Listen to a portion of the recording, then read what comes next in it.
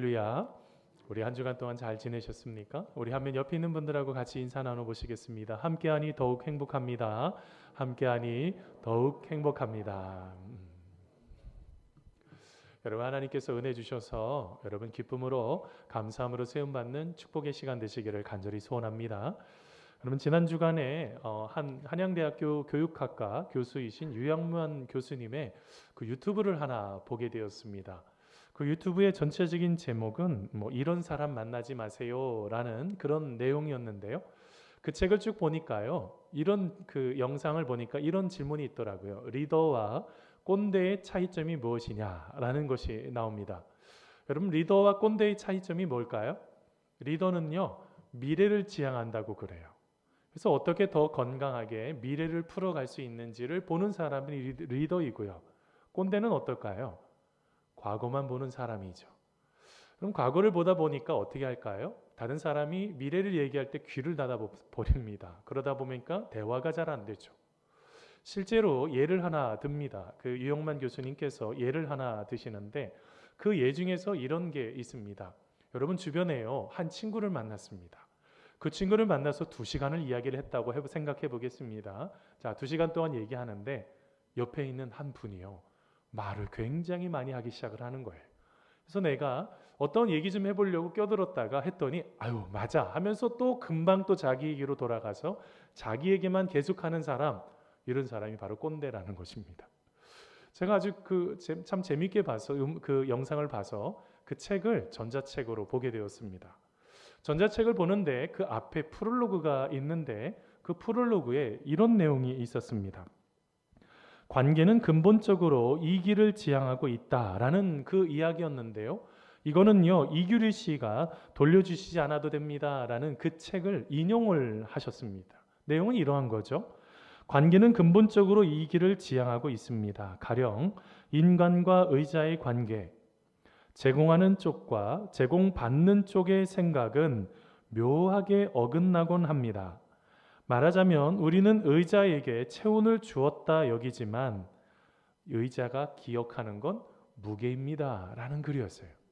제가 저기 조금 빨갛게 좀 체크를 해놨는데 제가 저기를 잘 못 넘어가겠는 거예요.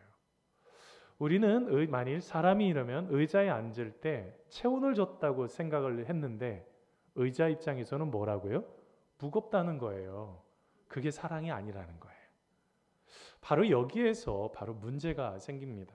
서로 다르다는 거죠. 분명히 좋은 의도로 얘기를 했어도 전혀 받는 사람의 입장에서는 무겁다고요. 고통스럽다고요. 제가 이것을 한참 생각을 하면서 우리가 관계 속에서 제일 많이 빠지는 게 무엇입니까? 갈등이라는 문제죠. 여러분 어떠하셨어요? 지난 한 주간 동안 사랑하는 가족들과 친한 친구와 직장 동료와 갈등 없이 아주 행복하게 잘 사셨죠? 이렇게 하시는 분들이 거의 없어요. 여러분, 이 갈등이라는 문제가 참 힘들어요. 그럼 갈등을 경험하는 그 순간 우리가 어떤 마음이 듭니까? 회피하고 싶은 마음이 있죠. 어떤 사람은요, 그 공간을 뛰쳐나가서 혼자서 하려고 하시는 분들도 있어요.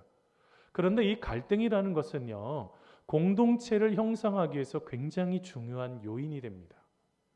우리 교회에서 3단계 리더반 교재가 있죠. 생명을 살리는 리더라는 교재를 같이 교육을 하신 분들은 알겠지만 우리가 국가에 보면 건강한 공동체, 건강한 소그룹을 어떻게 세워야 되는지에 대한 이야기가 나옵니다. 처음에 사람들은요, 자꾸 사역의 자리로 끌고 가려고 그래요. 그러니까 사람이 상처받고 힘들어요. 왜 그럴까요? 친밀감이라는 것이 제일 먼저 일어나야 되기 때문에 그래요.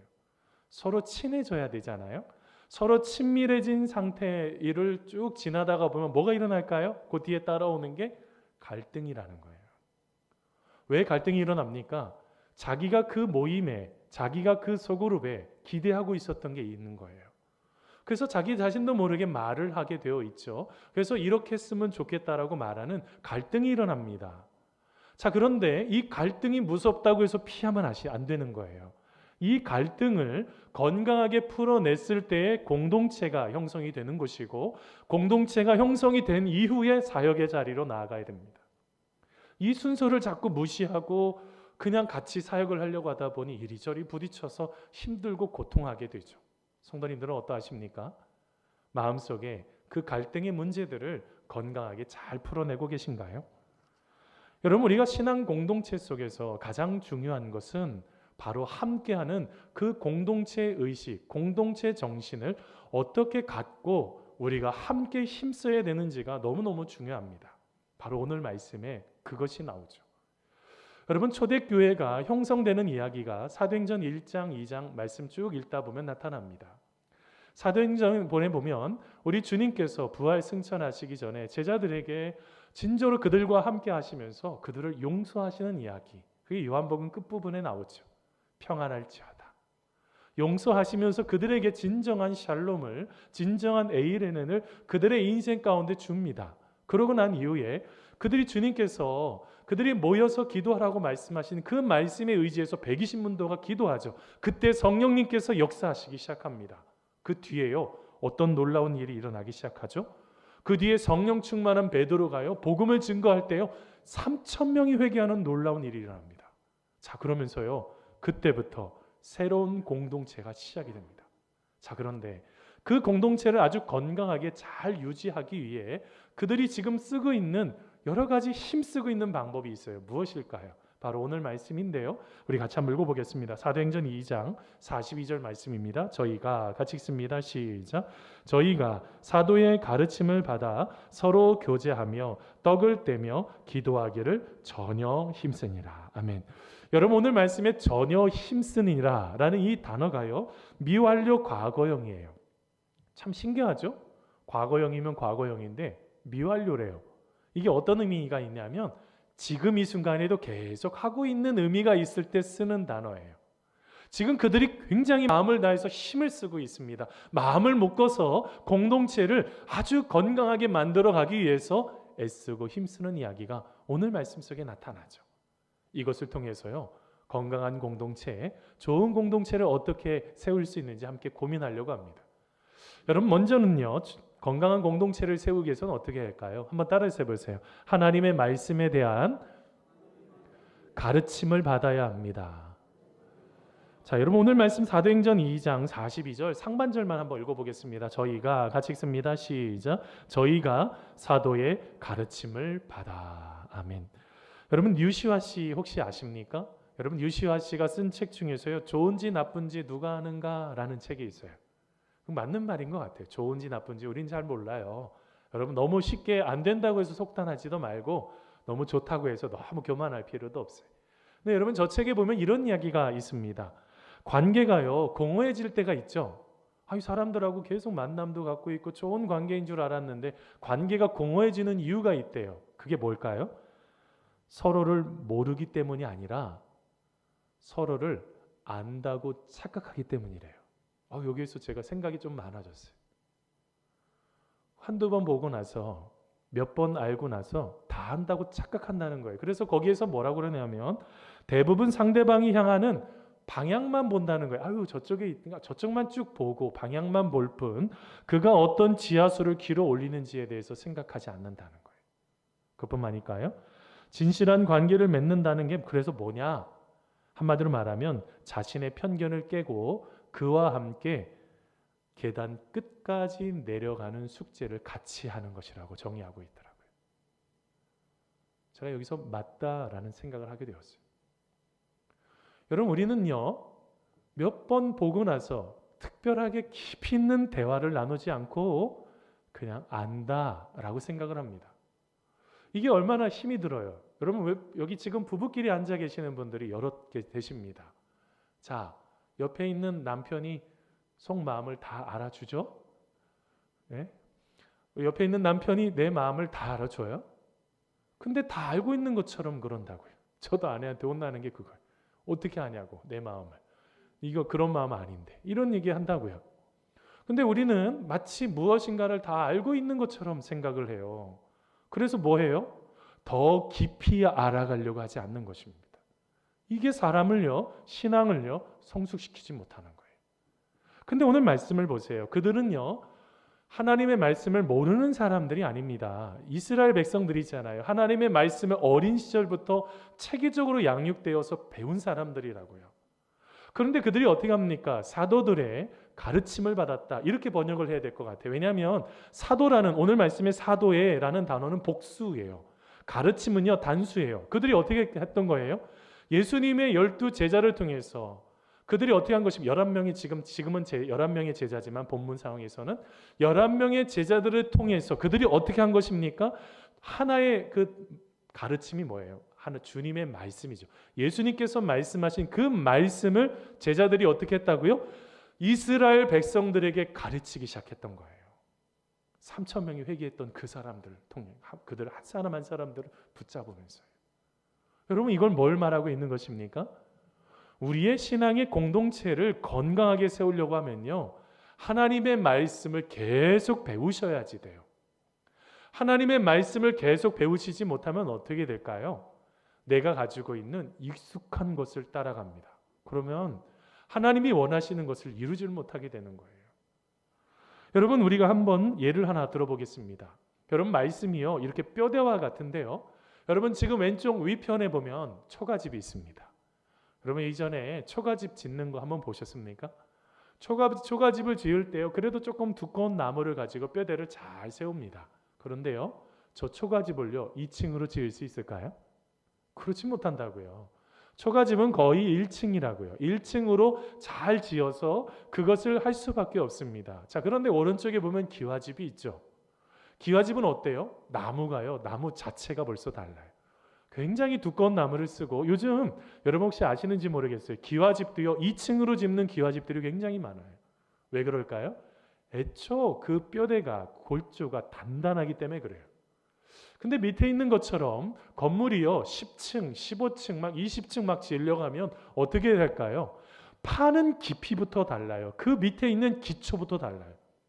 전교회 있을 때 교회 건축할 때요. 그 건축을 할 때 맨 밑에 기초를 딱 보여주는데 거의 사람 키 이상 돼요. 2m 이상 돼요. 8층 높이로 올라가려고 하니까 그 기초가 굉장히 단단해야 되는 거예요.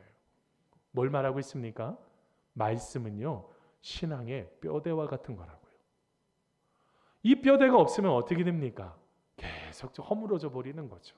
신앙이 계속 길을 잃어버리는 것입니다. 왜 이렇게 우리의 인생 가운데 살아나지 못하고 왜 인생의 길을 잃어버리십니까? 하나님의 말씀에 대한 바로 그 부분을 놓쳐버리기 때문에 그래요. 그래서요 성 어거스틴은요 이런 말을 했습니다. 잘못된 길에서 달리는 것보다 바른 길에서 기는 것이 더 낫다. 이런 말을 했어요. 뭘 말하고 있어요? 우리는 우리의 인생을 살아가는 데 있어서 하나님의 말씀에 대한 뼈대 이것을 세우기 위해서 계속 배우셔야지 돼요. 말씀도 읽으셔야지 되고요. 어떤 것이 하나님의 뜻인지도 하나님 앞에 질문하셔야지 돼요. 그리고 여러분 많은 성경 공부 있잖아요. 그 안에 들어가셔서 그 부분들을 배우셔야지 돼요. 배우지 못하면 신앙의 뼈대가 다 무너져 버리는 거예요. 여러분 사도 베드로도 그 부분에 대해서 이런 말을 했습니다. 여러분 베드로전서 1장 23절 말씀인데요. 우리 같이 한번 읽어보겠습니다. 너희가 같이 읽습니다. 시작. 너희가 거듭난 것은 썩어질 씨로 된 것이 아니요 썩지 아니할 씨로 된 것이니 살아있고 항상 있는 하나님의 말씀으로 되었느니라 라고 말씀하세요. 뭘 말하고 있습니까? 여러분의 인생이 살아나고 싶으십니까? 우리 인생의 모든 것이 단단하게 뼈대가 있는 것처럼 단단하게 세워지고 싶어 하십니까? 그러면요 하나님의 말씀의 가르침을 우리가 듣는 거예요. 말씀을 배우는 겁니다. 그렇게 되면 어떻게 될까요? 우리의 인생이 살아나기 시작합니다. 그뿐만일까요?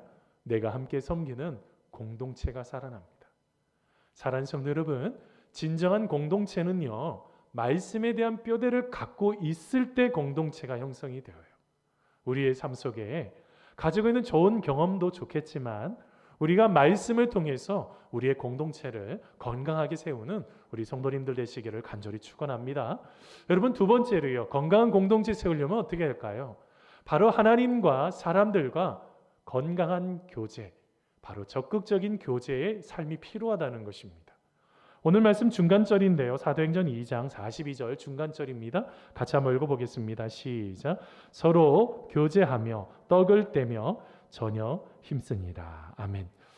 여러분 혹시 이회수 작가 아십니까? 요즘 뇌출혈로 좀 고생을 하시더라고요. 근데 이 이회수 작가가요 이런 말을 했더라고요. 나만 생각하는 사람, 나만 생각하는 사람이 있잖아요. 나만 생각하는 사람, 즉 나뿐인 놈이 누구냐? 나쁜 놈이다. 이렇게 정의를 해요. 나만 생각하는 사람이 뭐가 문제가 생길 건가요? 다른 사람의 아픔에 귀를 기울이지 못한다는 거예요.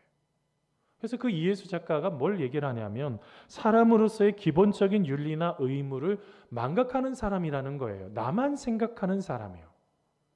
이게 어떤 문제가 생겨버린 것입니까? 우리가 함께 풀어내야 되는 것들을 놓쳐버린 거예요. 그러면 여러분들은 어떠세요?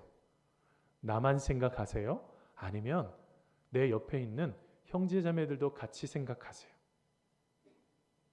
교회 오면요, 이게 보여야 돼요. 어후, 우리 저 집사님 아들 때문에 굉장히 힘들어했는데, 저 아들 때문에 많이 어려워했는데 지금 어떻지? 저 권사님 우리 아들, 우리 자녀를 그 외국에 보내서 지금 한참 코로나로 걱정하고 있는데 지금 어떻지? 저 집사님, 저 요즘 굉장히 그 질병 때문에 고통하고 있는 얘기 내가 들었는데 지금 어떻지? 우리가 교제한다는 것이 뭘까요?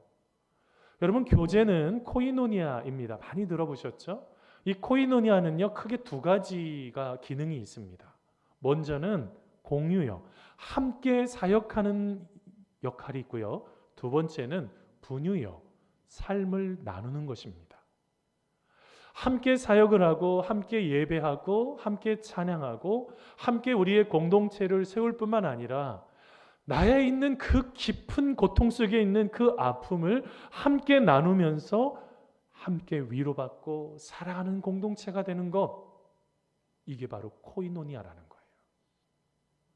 여러분, 그런 기능을 하는 곳이 있습니다. 어디예요? 여러분이 섬기고 있는 우리 특별히 여성분들은 목장이 그러합니다.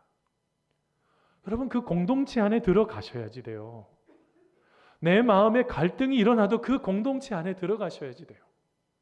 서로 함께 삶을 나누면서 함께 찬양하고 함께 하나님의 이름을 높이면서 말씀을 읽으면서 서로 위로받고 같이 기도하면서 하나님의 나라를 이루는 그 공동체가 바로 거기에서 이루어져야 됩니다.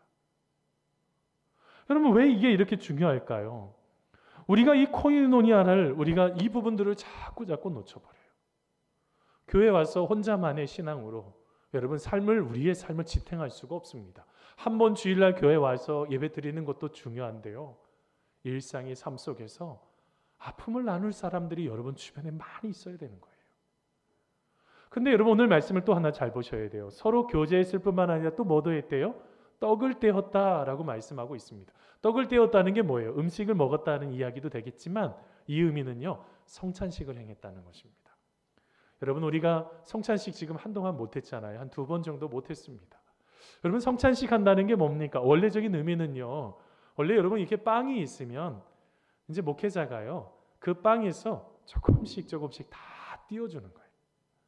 우리가 지금 그냥 그렇게 할 수가 없어서 그냥 한 번에 다 같이 먹고 한 번에 다 분명분잔해서 막 먹고 마시지만, 원래는 그 떡을 하나씩 다 떼서 원래는 우리가 뭐라는 거예요? 한 몸이었던 거예요. 그리스도의 몸이었던 것입니다. 하나님의 가족이었던 것입니다. 그런데 이제는 어떻게 하는 거예요? 성찬식을 통해서 우리가 그리스도의 몸이다, 우리가 하나다, 넓은 의미의 함께 하나님의 백성으로서 교제하는 바로 그런 일들이 하나님과 함께, 그리고 성도들과 함께 이루어지는 게 바로 이 성찬식이라는 거예요. 여러분, 오늘 말씀에 이것은 무엇을 말하고 있는 것입니까? 우리가 우리의 삶을 살아가면서요, 내 옆에 힘들어하고 고통하는 자들이 보여야지 된다고요. 나만 보는 그런 이예수 작가가 나쁜 놈처럼 살지 말고 우리의 삶 속에 우리 모두를 다 볼 수 있는, 아니 저 집사님 왜 졸고 있을까? 전날 열심히 일을 했나? 아니면 요즘 왜 이렇게 힘들어할까? 혹시 뭐가 어렵지 않나? 얼굴을 보는데 평상시하고 너무 다르네?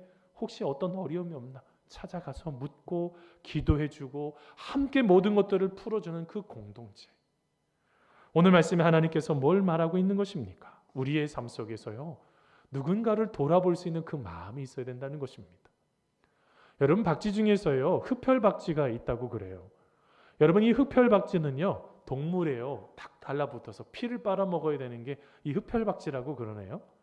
그런데 이 흡혈박쥐 중에서 문제가 생깁니다. 어떤 문제가 생기냐면 이 동물의 피를 먹어야 되는데 이틀간 먹이를 먹지 못할 때가 생깁니다. 이러면요 심각한 문제가 생깁니다. 자기 몸무게 체중에서 약 25%가 줄어버리고 그러면서 이제 60시간이 딱 지나버리면 죽는 것입니다.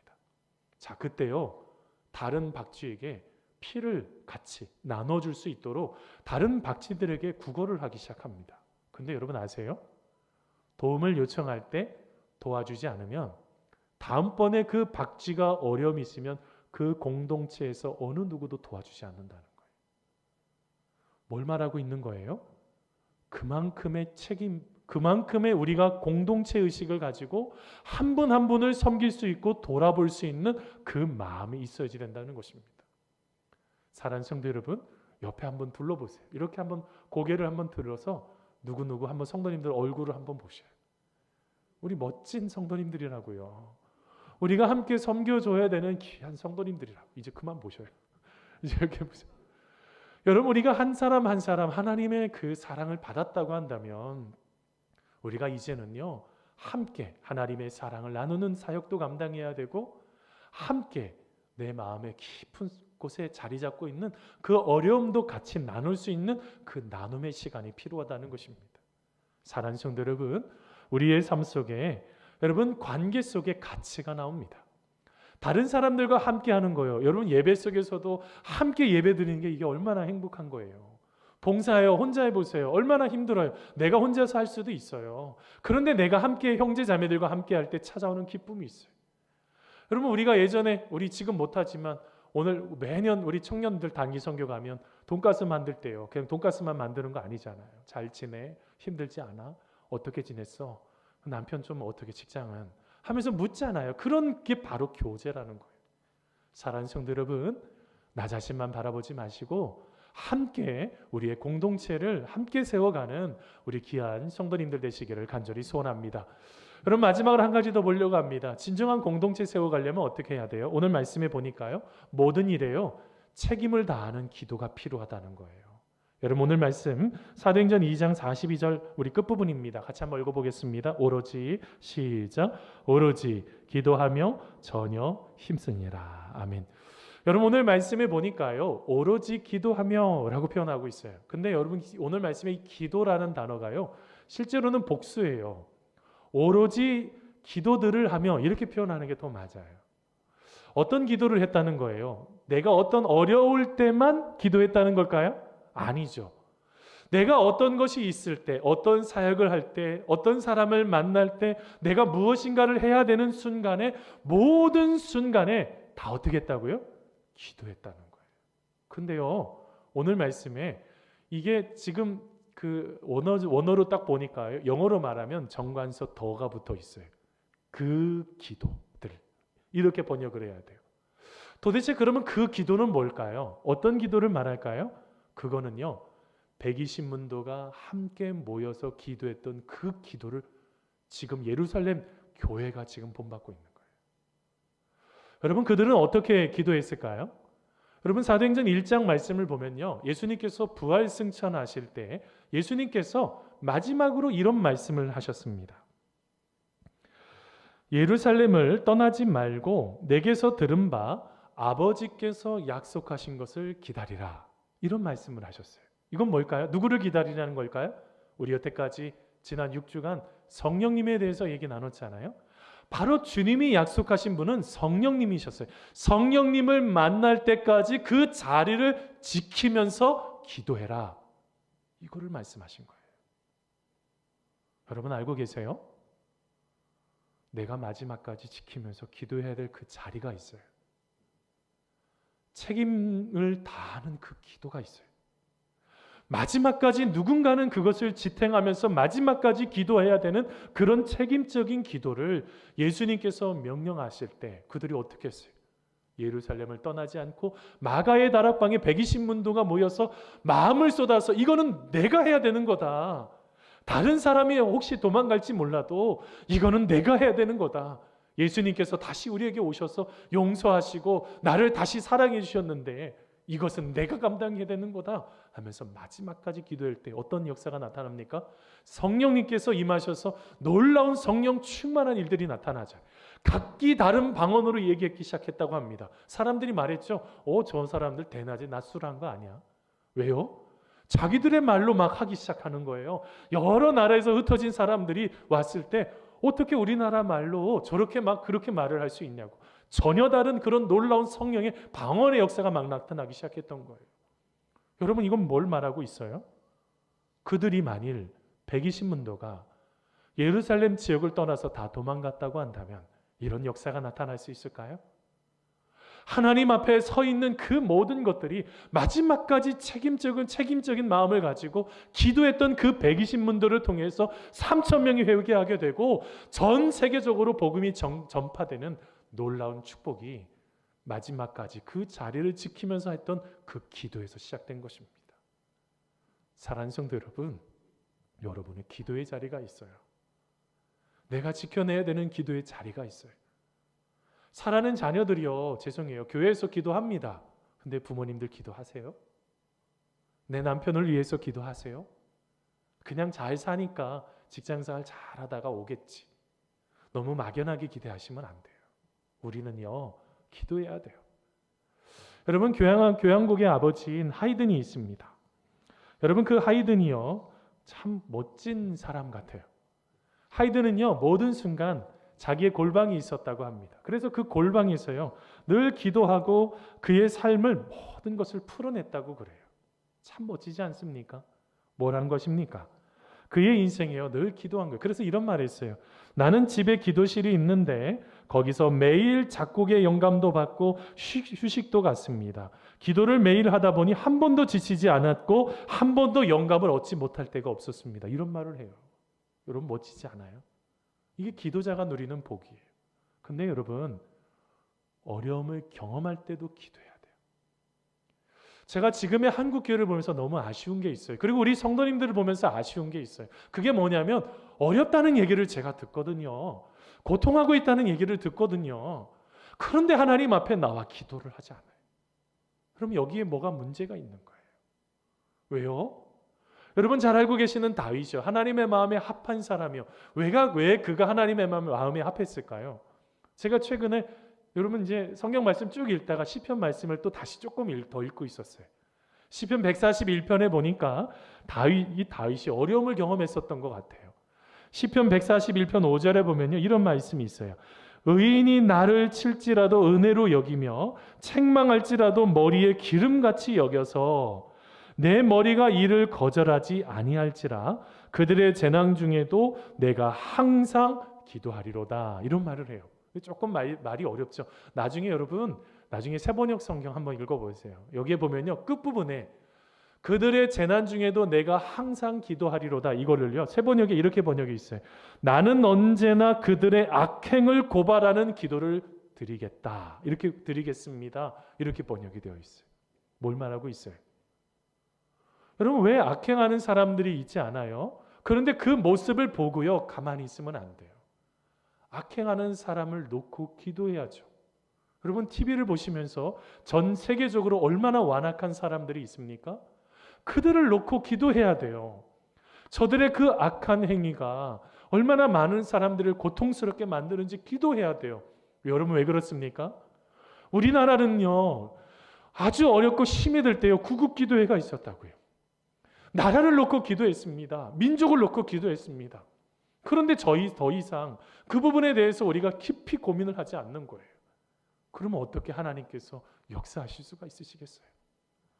사랑하는 성도 여러분, 우리가 우리의 삶 속에 가장 중요한 것이 있습니다. 그것은요, 하나님이 원하시는 그 길을요 따라가기 위해서 어떻게 하는 거예요?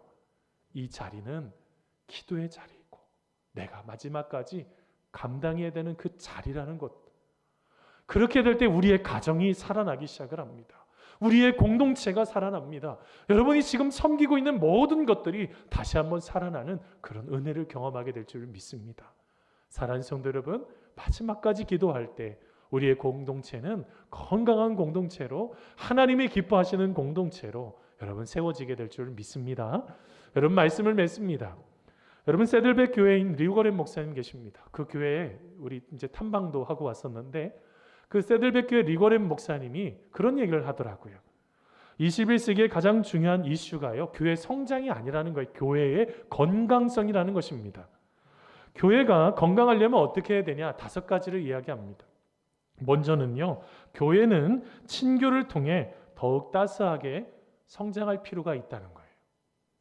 여러분, 우리가 나 혼자만 교회 왔다 갔다 하시면 안 돼요. 옆에요, 내 형제, 내 자매들을 아셔야지 돼요. 그뿐만이 아니라 우리가 제자직을 통해서 더욱 깊어지고 내가 예수님의 제자인 것을 생각하며 삶을 살아가고, 더 나아가서 예배를 통해서 더욱 강건해지고 예배를 통해서 마음이 단단해져야 된다고요. 그리고 네 번째, 사역을 통해, 봉사를 통해, 사역을 통해 더욱 넓어지고. 마음이 왜 이렇게 자꾸 좁아들어요? 우리가 누군가를 사역을 하면요, 마음이 넓어진다고요. 마지막으로 전도를 통해 더욱 크게 성장할 필요가 있다라고 말하고 있는 거예요. 여러분, 우리가 삶을 살아가면서 가장 중요한 게 뭘까요? 우리의 신앙생활 속에서 하나님이 기뻐하시는 게 어디 있을까요? 하나님의 꿈은 어디 있을까요? 공동체에 있어요. 하나님이 원하시고 기뻐하시는 그 공동체에 하나님께서는요, 새로운 공동체가 이제 시작되어지기를 원하고 계세요. 한 사람 한 사람이 하나님의 말씀 앞에 반듯하게 서 있고, 그리고 서로 하나님 안에서 서로 교제하고, 그리고 나아가 적극적으로 책임을 다하는 기도를 하게 될 때 하나님께서 어떻게 역사하실까요? 오늘 말씀의 결론은요, 여러분, 사도행전 2장 47절 말씀입니다. 하나님을 찬미하며 또 온 백성에게 칭송을 받으니 주께서 구원받는 사람을 날마다 더하게 하시니라. 뭐라고요? 하나님을 찬송하고 함께 찬송하는 거예요.